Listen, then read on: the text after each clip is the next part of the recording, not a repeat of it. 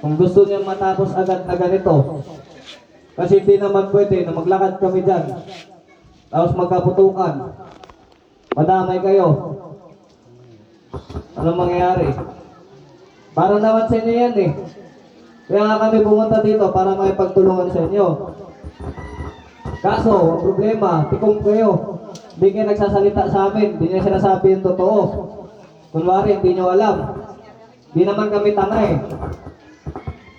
Marami na nga nag-witness, marami na nga nag-surrender na itong Barangay Rizal, napakatigas na barangay.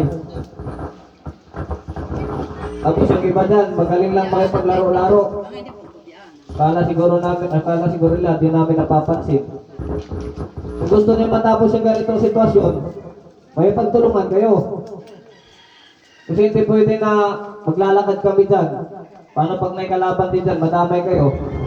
O sino na naman sisisihin nyo? Hindi naman hindi yung sisisihin nyo eh. Kami naman eh. Yung isa lockdown na yan. Hindi naman namin gusto mag-lockdown. Saka pag mag-lockdown kami ng matagal, kinokoordinate namin si LGU para masuportahan kayo ng kahit pa paano. May mga bigas na may padala dito. May mga dilata.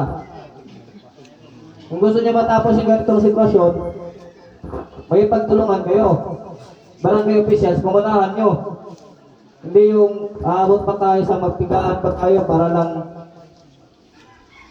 may malaman lang kami dito. So yun lang yung tungkol sa lockdown. Pero naiintindihan ko yung reklamo nyo. Kaya nangingi din ako ng pasensya, di ba, nung unang pagsalita ko sa'yo sa dito, sa harap. Yun yung unang sinabi ko.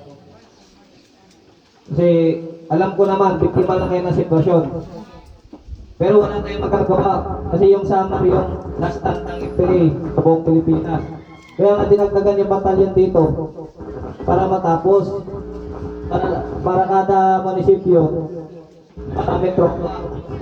Hindi yung sa tatlong munisipyo, isang batalyon lang. Ay isang kumpanya lang. So, yung sa lockdown, talagang wala kami magagawa at pinoprotektahan namin kayo. Ayaw namin tingnan. Ayun lang lang.